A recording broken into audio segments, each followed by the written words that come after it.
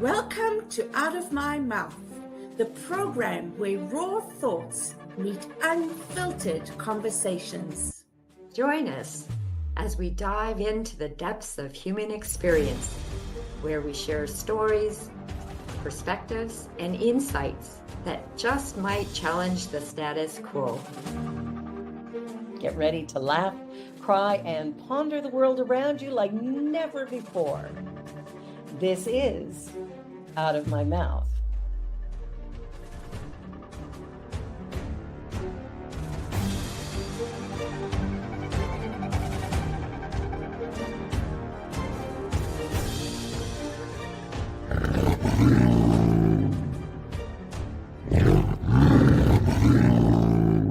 The views and opinions of our guest and hosts do not necessarily reflect those of New Thought Media Network, or any organization we may be affiliated with.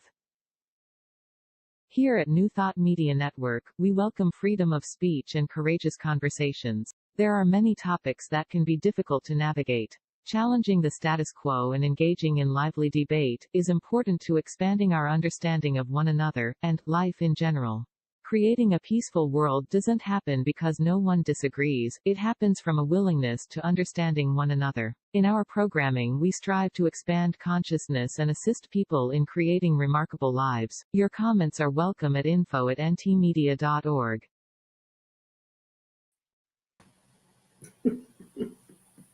Good afternoon. You come in giggling, Cheryl. I was just watching the recording in the hands of the animated figure. Yeah. So, and then the camera came on, so I was giggling. Okay. So Good morning, my good name is Mark, afternoon. And I'm Cheryl. And it's wonderful. And welcome. Yeah, to have you here and to be here. Out of My Mouth. Are we on a time lapse there, my dear? I don't know. Well, Okay. Let me just start by acknowledging and showing gratitude for the people that came before us and the land that we are on. If you just take a few moments with me. In the spirit of reconciliation and peace, we are grateful for the opportunity to meet on these sacred lands. We thank the generations of people who have taken care of the land for thousands of years. We recognize our oneness. We realize our history. We choose to create a new reality. We are one. Miigwech. Miigwech. Thank you, Mark. It is now my privilege to introduce you to our wonderful guest speaker today, Cheryl Pauchuck. Is that how you say it? I don't know. She can correct us. Yeah. You're close. Say it again. Pauchuck. Oh, Pauchuck. Pauchuck. Throw the ball. Well, welcome, Cheryl. It's wonderful to have you here. I'll tell our listeners a little bit about you before we begin. Cheryl is a life, spiritual, and mindfulness grief coach, a Reiki Master, Kundalini yoga teacher, and spiritual practitioner. She combines these modalities to create processes that promote healings on all levels. Cheryl works with groups and individuals via her private practice and as a volunteer at her local hospice. She also runs a private mindful grief group on Facebook, which everyone is welcome to join. And additionally, she offers a variety of free resources on her website, which we will be sharing with you as well. And this is another word for me. Currently, Cheryl lives part-time in Ajijic. Close. Ajijic. Say that again. Ajijic. Ajijic. Thank you. In Mexico, where she's coming to us from. And Marg and I were just having a conversation, and I know I was feeling quite envious, I must say. I love it down there. She has introduced Death Cafés there, which is now a monthly gathering. And she's also a Course in Miracles student teacher and continues to master to master her own mental muscle and live in the realm of love. Oh my goodness. Wow. I'm breathing that in. And Cheryl's second passion is food. And she's taken her love of it to a more serious note by helping bring community get together with a creative food drive event available to communities across North America through an online platform. So welcome, Cheryl. And my goodness, you do a lot. And I think the planet is blessed by your presence on it. Wow, thank you. Thank you for the introduction. Thank you, Cheryl. I just want to kickstart this and say, okay, so this podcast show, whatever, is based on courageous conversations. And talking about grief would not be my first choice of having a conversation, because it's like, oh boy. So yeah, you and millions and millions and millions of other people. Yeah. And even just reading the word Death Cafe, like what? Right? So yeah, tell us a little bit about, the fear that we have and what brings people to you.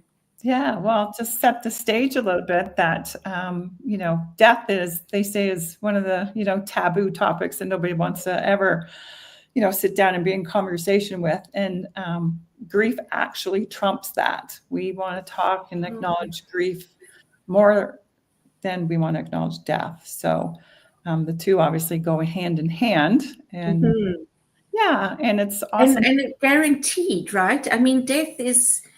I said this to my husband the other night. Why don't we, as a society, talk more about death and celebrate people, then really try and brush the topic under the carpet? Yeah. Well, it's because it's fear, right? It's the big unknown. And, death is for people that are still living, right? It's something that we experience in life, and it's just a part of the life cycle. And it's my belief that, North America, being Canada, the United States, obviously Mexico, it's very different culture around death. More ritual, more celebration, more community around death. And we kind of sweep it under the carpet, and we don't want to talk about it. And, we've even transitioned from having funerals to celebrations of life. So nobody wants to be sad, and nobody wants to be around people who are sad, because we don't know how to handle people who are grieving. So it's, the more and more we, turn our face from it, the bigger the problem becomes. That's, we know with anything, right? Yeah. What inspired your interest in this? Well, it was interesting because I was working along, having clients who were coming to me for Reiki or, prayer and, different modality healings that I do. And COVID hit. So of course, the clients weren't coming through the front door. A lot of them, at early stages, they weren't Zoom people, and, people weren't figuring out how to convert their business to a virtual capacity. So I was just sitting down saying, okay, it looks like I might have to reinvent myself here, and just really having a look at my clients and why they were coming, when we get down to the root cause of, their unhappiness or their dis-ease in their body or whatever it was. A huge percentage, I'd say, 90+%, it's all grief, and, there's a big misconception with grief, that we only grieve when somebody we love dies. And that's not true. So we grieve our whole life. We experience losses through our whole life. As kids, our friends move away, or, we get in fights, and they might still live down the street, but that friendship is, broken down. We might have grandparents that die. We lose pets. We graduate from public school and go to high school, and we graduate from that and we go to university, and all of those are, momentum forward movements of life. We still grieve. We grieve, being the big kid, on campus. We grieve because our friends go off to different schools and we're not together. So we grieve all kinds of things, but we never identify that that's grief. And we just know that we're not happy. We've got these muddled, feelings and thoughts in our head. We're not eating, we're not sleeping, we might be depressed, whole different things. So it's the root cause was really grief. And when I kind of hit, that one underlying point with my clients, I was like, I need to look into this a lot deeper than, what's happening here, so I can train myself, not only for my own self, because I was grieving the loss of my business. I was grieving not being with, being able to see my family. My family lives 3 hours away, so they were in a completely different bubble than the one I had, where I lived. So, we just all experienced so much grief during COVID, and people didn't realize what it was. So, and then I got involved with our community hospice, which obviously our focus is death. And as we know, so many people were, dying either from, COVID or just from other things, but we couldn't be there for our loved ones. We were cut off, communication was cut off. We couldn't go to hospitals. We had no funerals. So, we were actually in a pandemic of grief. So the fallout of, COVID has put a whole new layer of unresolved grief on our platform. Yeah. That's amazing. I was actually also thinking about that the other day. How bizarre, like when you think about it and you look back, it's just like, it just feels like crazy, to I don't know, to isolate people and not let them see their loved ones, and not let them even have the choice to bury a loved one, or, something like that. Like that to me must have been the hardest thing for many, many people, people with families in the hospital or who needed health care, or, so even grieving your health, right? And not being the same. I was thinking while you were talking, one can even grieve aging, grieve the way we used to be so mobile and what's the word? Yeah, so grief can hit us from all areas, and we don't think about it and we don't talk about it. No. Well, and grief, we always associate, like I said, usually first with death or, divorce, the two big ones. But there's a whole list of, I think every institute has like 40 different loss experiences that we go through a lifetime. And there's probably, umbrella, experiences under each one of those headings. But there, when we don't identify it as a loss and the grief from that, we at the Institute identify grief as a loss of any kind that changes our habit, our daily patterns, our routine. Yeah. So just even going to work, like that commute, we're not doing that anymore. We're not having coffee with our peers. We're not going to lunch with our clients. Not having that me time away from families. Yeah. Right? Just so many things came out of being isolated at home, and we're not supposed to be alone, right? No, we're not. Women. Yeah. Yeah. And that's a big myth about grief is we've been programmed to grieve alone. And one of the worst things we can do, because we just isolate ourselves even more when what we really need is to be in community with a bunch of people who are going to love and support us, and help us get through it. Yeah. Yeah, we don't, we suppress a lot because people don't want to see us sad or crying or even angry, because that's a part of grieving, the grieving process. They're just not, we as a people, society, is not comfortable dealing with emotions, actually, any emotion. Yeah, it's so true. And you mentioned that I host Death Cafés both back at home and here in Mexico. And people are like, Death Cafés? Like, why do I want to go to one of those? But I challenge everybody to find one. There are lots online, and there's probably one in your community somewhere. But I can almost guarantee you it'll be one of the most fascinating conversations that you actually ever engage in, because we just come together and talk about our experiences with death and anything under that umbrella. And, you know, it helps normalize the conversation about death. You know, it speaks to the elephant in the room, if you will. And that's their purpose, right? It's just to normalize that conversation. And when we can do that with strangers, it makes it easier to go home and have these, you know, tough love conversations with our families. So, Sorry, go ahead.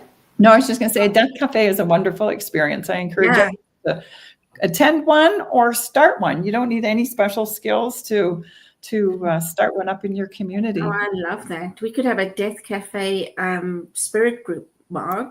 There you go.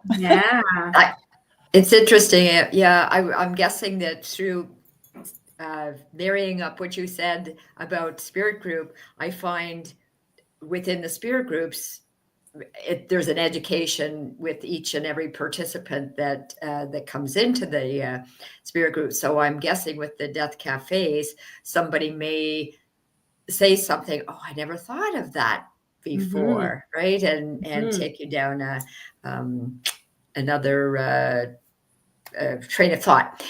One of the things that you said when you were talking earlier, sorry, I'm a little bit slow in thinking here right now. You said mindful, and that's such a powerful thing. I've been thinking about this whole process, that one needs to be mindful, because for myself, I may not know that I'm experiencing grief. So going into a mindful practice, learning about what you are experiencing will bring this forward, I guess. And ergo, mindful grieving. Yes.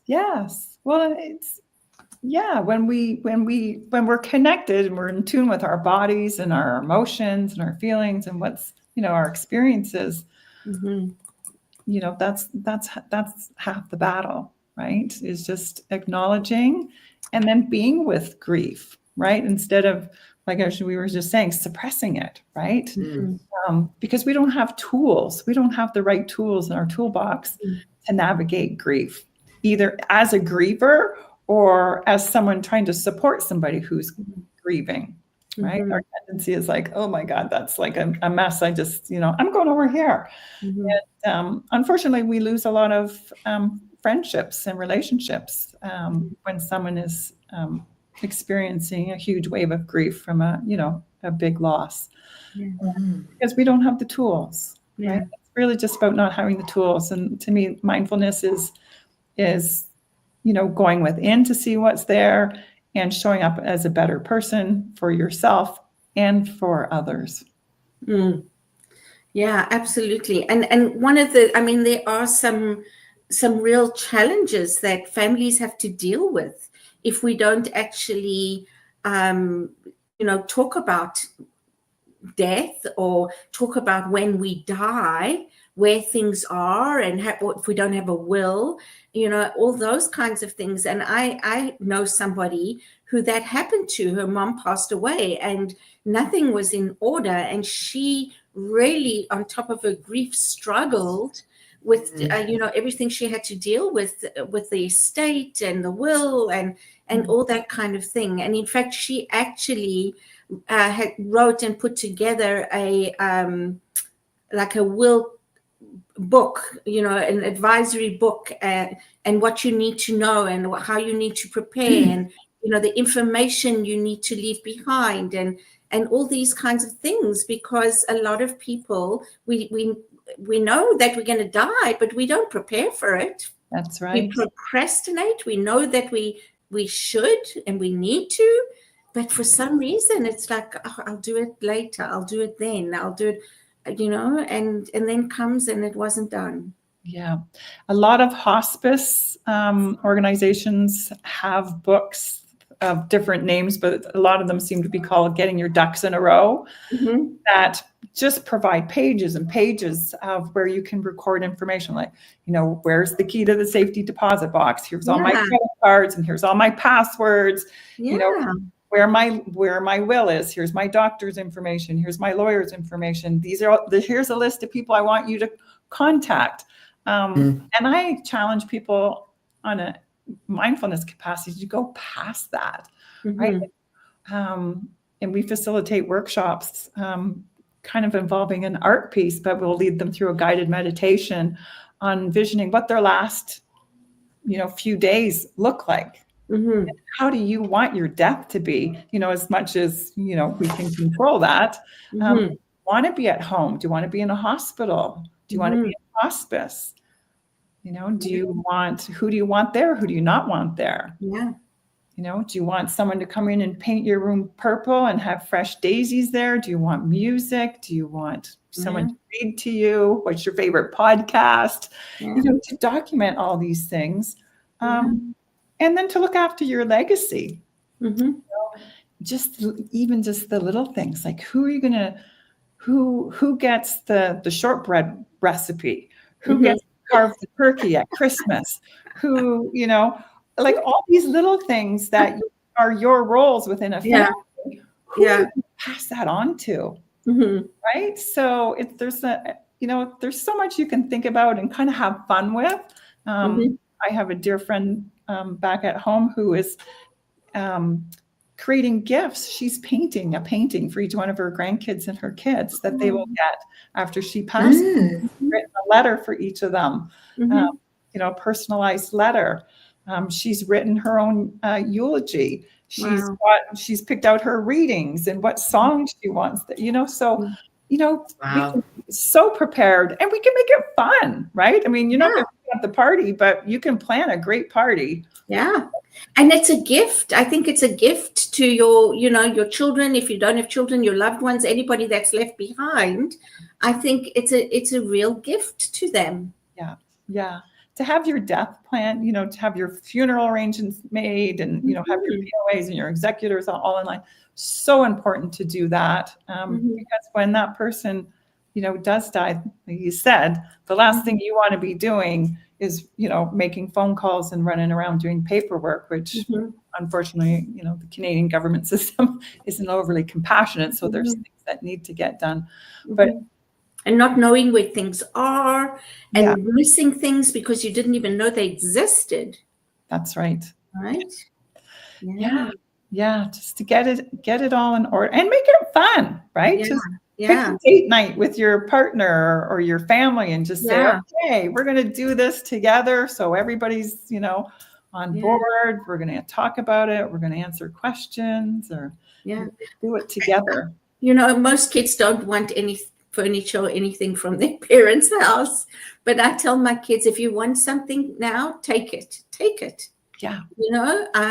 Because I don't need it anymore. I've really become, it really interests me or intrigues me, at certain stages of our lives, like where things become more important, your home, you want it to look nice, you buy things for it, you want to change the decor, you want to do this, you want to do that. And then for me, later in years, I'm like, these are dust collectors. Like, I want to give them away, take them, No, thank you, Cheryl. No. And Mark does the same. And they try and load some stuff off on me as well. Yeah. What becomes our albatross, our stuff, right? And that's one of our conversations in our grief groups is, we're taught, programmed how to acquire stuff, to acquire things. But we don't have the resources. What happens when we lose those things? Even the California fires, like people are losing their homes, they're losing all their memories, their pictures, their art, their, family photos, like all that stuff. Yeah. So can you imagine the grief with all of that is huge. And, it's nice that, they're getting shelter and set up, but, we should be going in there with grief teams. 100%. Yeah, absolutely. Yeah. 100%. Yeah. When you were saying about writing your own eulogy and planning your own party, I had to giggle because my family would go, Mark, no, no, you're going to throw out some F-bombs and it won't be sacred at all. But it would be perfect because it would be, you know, a party that you planned, and it's who plans a better party for themselves than ourselves, right? Yeah. Absolutely. And I think, again, that's a good point, Mark, right? Because then it really is honoring you, right? And I would imagine that people would then have the feeling of their loved one, being present, and they would be able to laugh and joke, as well as cry, which I think is important. And some Absolutely. of us judge people when we see that, right? Oh, look, they're laughing, or they're not sad enough. Right, Cheryl? Yeah. Well, and you don't know how your end of life is going to be, right? You could pass away peacefully in your sleep with, no indication that, death is knocking on your door, or it can be long and drawn out. So whatever it is, the end result is the same. So the pre-work that we can do is easy for our loved ones, and to communicate those last communications that you have. Yeah. Right? You might not be in a state where you can tell somebody that you love them, or that you're sorry, or where you hid the key, or that you ran over their cat when in the snowstorm you didn't see it. What are your deep dark secrets? So yeah, it's interesting because I'm also thinking about I used to do conflict resolution mediation in the community, and a lot of community cases came from families because they were in conflict over the will, right, or the belongings, and what was going to who, and and it really can really damage family relationships, which to me is another reason to have the conversations beforehand. Yes. Right. So that our children don't bicker with each other afterwards, or they know where things are at, and they can have their say there and then, rather than have to deal with, well, mom said, and and mom said that to me too. So we get rid and that's unfortunately families do break up when there's a death in the family, because we failed to have those tough and tender conversations. So important, and the only thing that stops us is a lack of education and fear. It's a big one. I think it's time to take a break, so don't go away. We'll be back, and we have a wonderful Cheryl Pauchuck with us, and we're talking about grieving, death, dying, preparing, what happens when we're not prepared, and anything else you want to know. So put some questions in the chat, and we'll see you right after the break. Thanks, Cheryl. Please help us say thank you to our organizational sponsors, including the Hepperlin Foundation, Affiliated New Thought Network, International New Thought Alliance, Science of Mind Archives and Library Foundation, Center for Spiritual Living Denver, Center for Spiritual Living Midtown, New Thought Philadelphia, Planned Happiness Institute, Summit Center for Spiritual Living, One Heart Retreats, Center for Spiritual Living on the Lake, Unity Spiritual Center, Kitchener, Om Center for Spiritual Living, La Mesa, Satya Center, Center for Spiritual Living, North Jersey, Unity of Savannah, and Center for Spiritual Living, Seattle, as well as all of our individual donors. Thank you for making New Thought Media Network a place to be. Please come be you. And remember, like, share, and subscribe. New Thought Media Network, positively inspiring.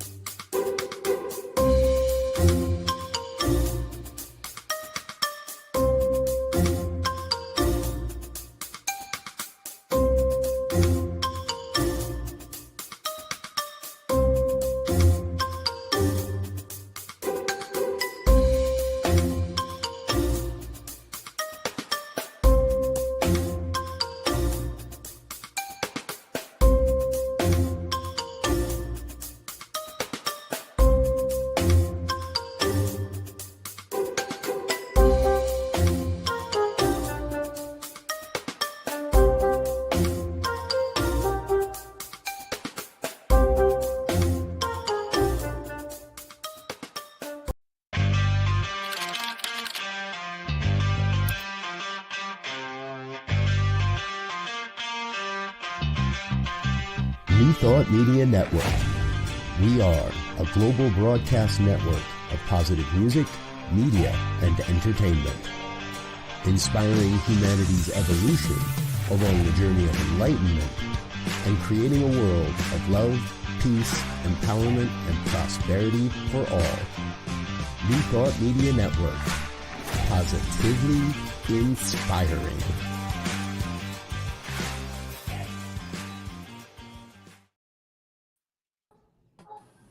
Welcome back.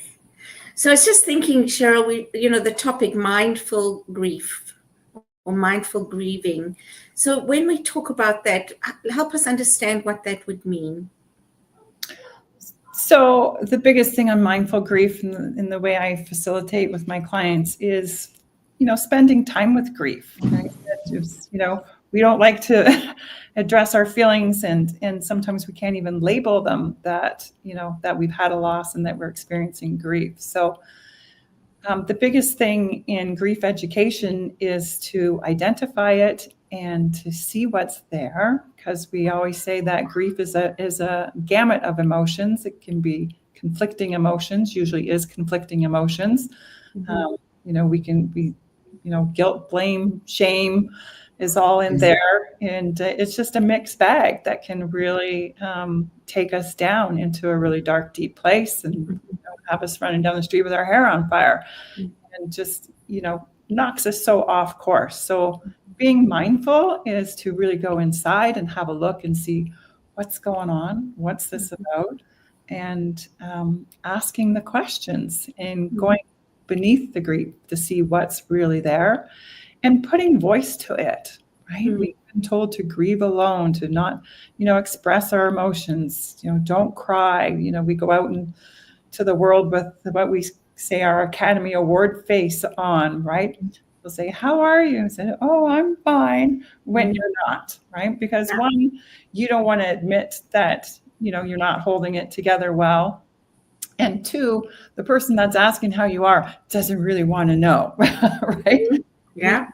They don't know what to do with grief. So mindfulness is, like I said, to me, it's an education, right? For ourselves, getting the right tools to use and implementing them. So, mindfulness is a lot more than, doing yoga and meditating. It's going in and being with ourselves and seeing what's there and giving voice to our grief, because it needs to be heard. That's interesting. It needs to be heard. Tell us a little bit more about that. Well, it's, that's part of the journey, right? Is, on the 8-week program that we facilitate is we start looking at grief, like I always say, like 30,000 feet. And then every week we descend, we get a little closer to looking at our own grief. And then we eventually look at one particular relationship. But our grief is always a mixed bag of emotions, like I said. And, what causes us to grieve? What causes this, mix of emotions? And, when we sit and we can look at it and write it out and map it out and chart it out, within a particular relationship, we start looking at all our coulda, woulda, shouldas. We put burdens on ourselves, like I should have gone to the hospital, I should have made the phone call, I should have done this, or I could have done this better, I could have done this more. So it's things that we start blaming ourselves once we've had a loss. And this isn't necessarily just specifically applied to death. If we get fired from our job, it's like we grieve. It's like, I could have done this better, I could have done this more, I could have done this differently. So we grieve those things, the coulda, woulda, shouldas. And we also grieve our hopes and dreams and expectations that we had for that relationship. Right? Again, whether it's a partnership, any kind of relationship, again, even with a job or the death of somebody or a divorce, that we have hopes and dreams for the relationship, right? That we're going to retire, we're going to move to Mexico, our grandkids, grow up and do family trips, or you have attachments to a career, that you've got a promotion and you want to do XYZ, in this leadership role you have. And even working on a team project that doesn't have the outcome that the company wanted. We grieve those things, and when we don't process our feelings, emotions, that's, stops us from showing up fully in our life and living peacefully. Yeah. Grief robs us from our joy. Yeah, absolutely. Yeah. So, Sorry, just the last point. Those are kind of our three top components of grief. And the last one is that, we either never expressed ourselves, or we didn't express ourselves to the point where we felt we were heard, something that was emotionally important to us. And, to find all those nuggets from all those three areas, put voice to that and share it with somebody who's actually listening is invaluable to us. Yeah, it's powerful. Very powerful. Yeah. Yeah. And that's what we do with the grief recovery method. And in my mindful grief, we do a lot of that, but we spend more time in inner focus and finding where the upset is. What is the grief about? What are the regrets? Yeah. What are you afraid of? Right. Because a lot of times we express it in anger, but it's not always anger. If we really look, it's usually fear. Right. Yeah. Yeah. Yeah. So I'd like to go back to regrets later, but what the question was brewing for me, you are a teacher, a coach, facilitator, and so you're working with clients, you're working with people. Has anybody spoken to you? I don't mean literally spoken to you, but spoken to you and you've learned a lesson from them, something that stands out for you that somebody taught you? I think for me, in the seat that I have as a coach, a facilitator, is just, and I think we know that in theory, in our beliefs, in our education, but when you sit in a room of people in a death cafe or a grief group, we just realize how we're so similar, and we're afraid to voice our opinion, thinking, oh, they're going to think I'm crazy or over dramatic or whatever. So we get solace in identifying that I'm okay. This is normal, right? A lot of people feel like this. And the other big lesson for me in all of this is that grief is still so unique and individual, right? Losses can be similar. Like we can all could be in a group where we've lost pets or, divorce groups or lost children or whatever it may be. So we have something in common, but how our grief is showing up for us is very individual. And it's important for us not to show up and judge, critique, or try and fix, right? That's our go-to, especially men, right? They're the fixers, because people that are grieving aren't broken. No. We're grieving. That's a good point. Yeah. And it's and so not saying, oh, I know how you feel. That's right, because you don't. Yeah. We don't. Right? Yeah. We never do. Yeah. We never do. Yeah. And I use the example of, you can have 100 people at a funeral and 100 people are there because they all know the person at the front of the room. But that relationship was unique. Nobody else in that room had the relationship you had with that person. You have the commonality that you've all lost this person that you care about and love on whatever level that is. So, and we're all individuals. So we all grieve different, and we all grieve our losses different. Yeah. It's interesting when you put it that way.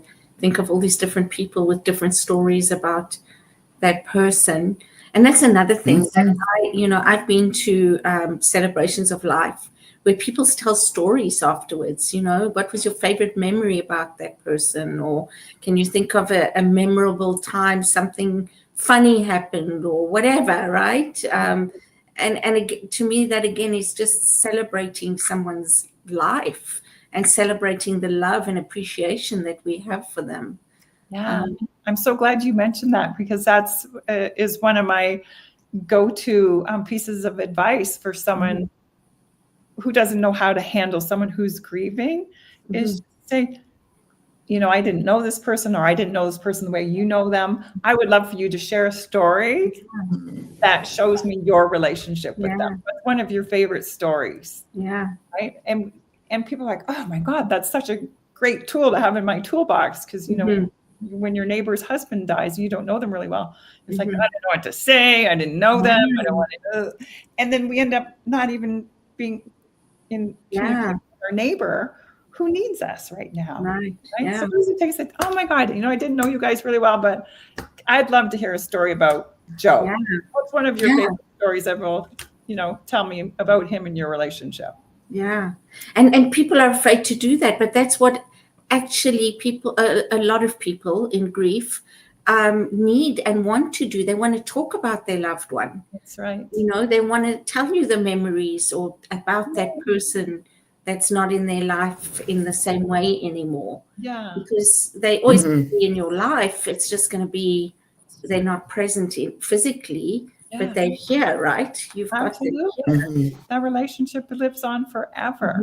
Never lose that relationship, right? Yeah. We emphasis on form, hence comes our grief. But I lost my dad 1.5 years ago, and I have the best relationship with my dad now than I think I ever did. Yeah, absolutely.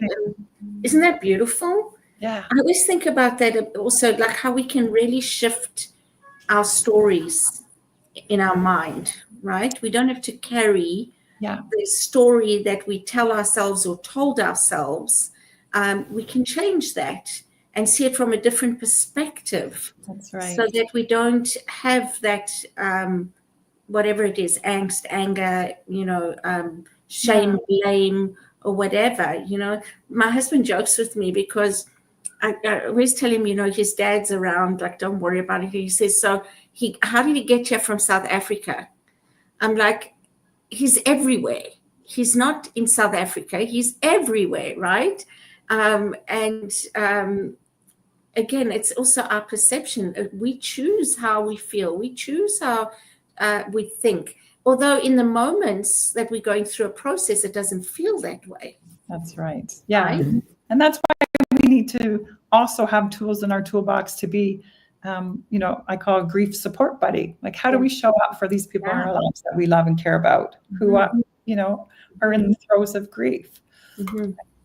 So being able to have, a resource like I'd love to have, to share a story, right? Not only pulls them out of their, the trauma of their experience, though they do need to address that, but it doesn't make it the loss all bad, right? Exactly. They remember the joyful times. They remember those special, funny moments, those romantic moments, those, the challenging times that they, they made it work. They, turned it into something fun, right? Yeah, exactly. To do that. And not to be afraid to do things like that with somebody else, right? Yeah. Yeah. So just show up, right? A lot of times, when people are grieving,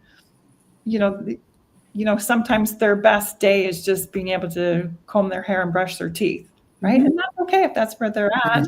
But, we beat ourselves up because of these societal, programming conditions, the way we should be. And it just knocks us lower down the rung of, something we're trying to climb out of. So I think we need to, let ourselves off the hook with a lot of things and take time to be mindfully grateful, at the end of every day, and appreciate the little things. I got out of bed today.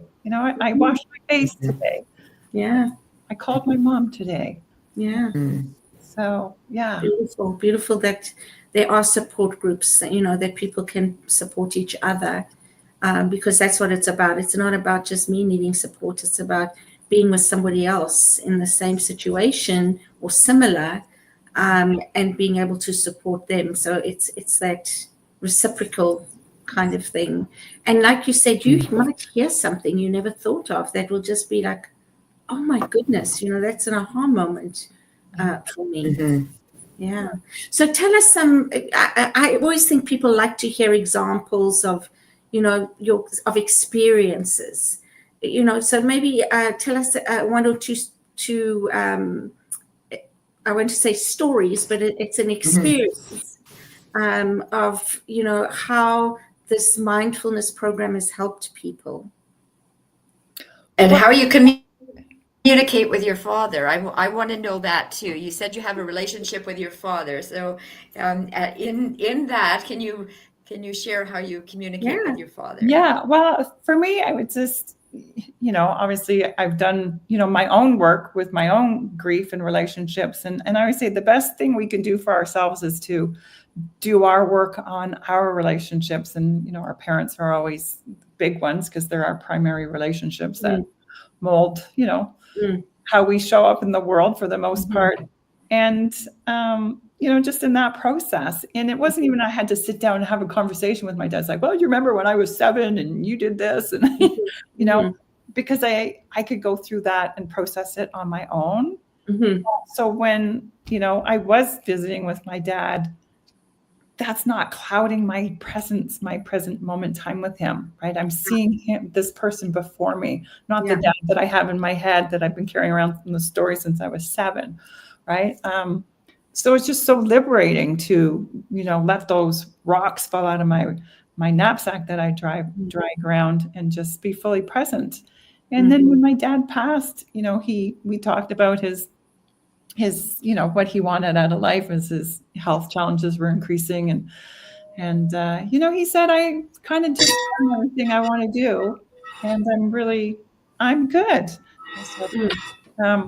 And, he died the way he wanted to.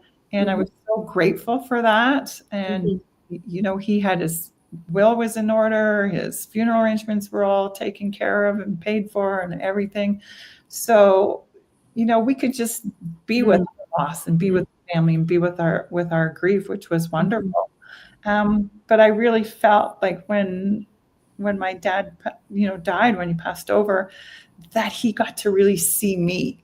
And because I was so free of all my stories. So I found that, quite a beautiful experience that I'm still enjoying today. And I just feel his presence. We just bought a piece of property here, and it's like, oh my God, did we do the right thing? Whatever. And saint signs and symbols, always follow thought. But a song that's really attached to my dad was playing in a restaurant as I was walking by to say, yeah, we're going to take this. So, so there's, when you stay open and acceptable to the communications that come through, it's so comforting. Comforting. I've had clients where, if they've lost somebody special, if it's been through suicide or even a maid death, which is becoming more and more popular and more available to us in Canada, especially in Ontario, that, like, oh, well, I don't want to think about February. February is a horrible month, when we lost, our daughter or whatever to suicide. But the whole month wasn't horrible. Name me 2 things that happened in the month of February that brought you joy. So it's just, mindfulness is about going in and breaking these thought patterns we have that hold us down and stop us from experiencing joy in the present moment. And this woman says, oh my God, I came up with 2. And I said, yeah, that's 2. And you got 28, 29 days. I think you can find more. So let's go in and find 3 more. Let's go in and find 5 more. Beautiful. February is not a terrible month. It's a bad day. Maybe she has a bad week. But it's, she's got perspective on it now. So Beautiful. Thank you for sharing that. I could see movement in people when they're able to do that, right? And so you're really moving through or with your grief. I remember hearing somebody, can't remember who it was, talking about it and saying, you never get over it. You learn to live with it. You learn to carry it with you. Well, yeah, that kind of goes in with, time heals all wounds. Well, it doesn't, No. the amount of time it takes us, is the small actionable steps we take to move ourselves along. Right. So some people dive in and just say, well, I don't want to feel like this for very long, so I'm going to go in and do my work. And, Yeah. and other people, it just takes longer. We just meet everybody where they're at. That's their journey, and it's all perfect, right? Absolutely. But it's not the time that's healing the wound, right? No. It's, if you take the analogy of, you cut your finger, there's a lot that's happening in the body as coagulating and whatever is going on that heals that. So it's not time that heals that. The amount of time that the process in motion that is happening. That's a good analogy. Yeah. So it's, and everybody's on a different path. Everybody's different process. We all come from a different place, our own unique experience. And the most important thing is to be mindful and to get the tools that work, get rid of the ones that don't work. Like we have this myth to grieve alone. Well, that's been beat into us in movies and books and, marketing for thousands of years. And that's not true, right? Absolutely. We're not supposed to grieve alone. We're not supposed to grieve alone. No. Or, another big one is replace the loss. It's like, we lost our, dog Buddy. It's like, kids are upset and crying. It's like, oh, don't worry, we'll get another dog. It's like, well, no, we have to address the grief, right? It's nice to have another dog. That dog is not going to be the dog we lost. And we still have feelings of that loss. Absolutely. So it's a big job for parents to educate themselves on grief and death and dying, and know how to handle kids. And same for teachers or grandparents or any of our elders or teachers. Yeah. Good points. Yeah, very good. And you, the thought while you were saying that came to me was, we don't grieve the same way for different people or different things. Yes, it's always different. Every loss we have is a snowflake. Our grief is a different snowflake. We can even lose, 3 dogs in our lifetime, and every loss of each one of those dogs is going to be completely different because our relationship with that dog is different. Yeah, and we're different. At each interval of our lives with these different pets. So we can't compare within ourselves and how we grieve, and we can't compare our grief to another's. To another, absolutely, I just came back to your word regret, and something that just surfaced for me when I was talking about the loss of, when I was thinking about a loss of one of our dogs, and I wondered, having a regret is a way of holding on to them.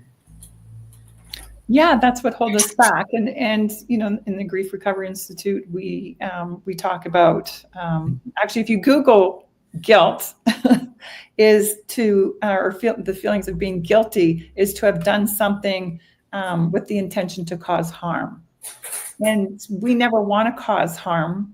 I don't think anybody here would ever do anything to intentionally cause harm, to evoke those feelings. So I always ask people, when they show up in their, doing their deep emotional work, when guilt comes up, to just, redefine the meaning that they've assigned to that word, because, guilt, blame, shame are big buzzwords right now in the self-care world that do a lot of damage. They've become program buzzwords that, feelings of guilt don't help us. So if we can put a different and a correct meaning on it, it loosens its power, it dissolves the power, and it can just say, I regret. It's an easier, less heavy word for us to put into our vocabulary and our thinking.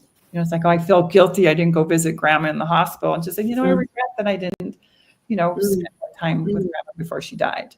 Yeah, Big it sounds much energetic better. difference, right? Yeah, absolutely. Energetic Huge. difference. Yeah. And we still need to resolve our regrets and to look Mhm. at them, because they can still weigh us down. Mhm.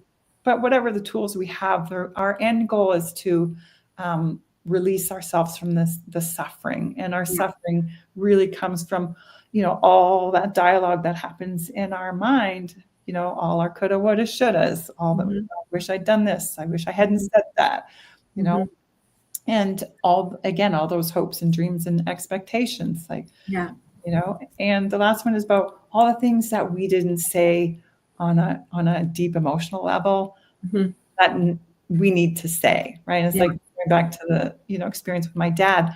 I said all those things to my dad doing my own work. Like I didn't actually say them to my dad to release them.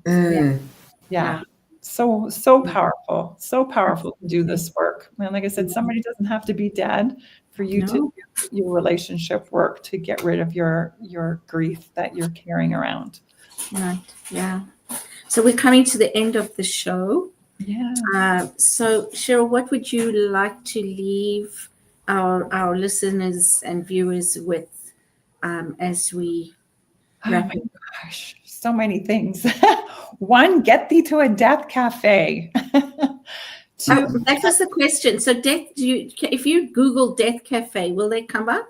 deathcafe.com is the universal platform, and a lot of them are listed there. Or you just put Death Cafe near me, or Death Cafe Chicago.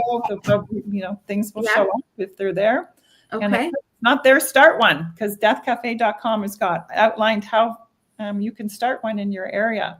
Fantastic. So, and to do your work. Do your work on grief and loss, Grief Recovery Institute. I'm actually starting grief cafes in 2025. Hopefully when I get home, my next project. This is so important for us to give our grief a voice. And even if it's not in a public forum, in a group or whatever, just within yourself to mindfully go in and see what's there. And let it be heard, right? So when we put voice to our emotions, it loosens their grip that it has on us. That's why we pray out loud. That's why we sing, we chant. It's vibrational. And that's why I love my Reiki and prayer work is so powerful for grief. Yeah. And bringing that together, that's also beautiful. Yeah. So thank you for that. I'm certainly going to look that up and see what's around. Where is home, if you don't mind me asking? A home for me is, I'm about 3 hours north of Toronto on the shores of Lake Huron. Okay. Hampton, when I'm not in Mexico. Beautiful. That's lovely. Okay. Yeah. And anything you want to wrap up with, Marg? When you said about having that conversation, but not necessarily with the parent, for example, it doesn't have to be with the parent, as long as having it here is productive. I'm going to ponder that one. Yes, that's your inside work, right? Yes, absolutely. Inside work. Yeah.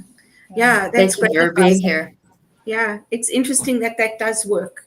It really does. So if you haven't tried it, and you need to, for sure, give that a chance. I think for me as well is what I would say is, let's talk about it more and let's prepare for it more in a positive, happy, like you said, fun way.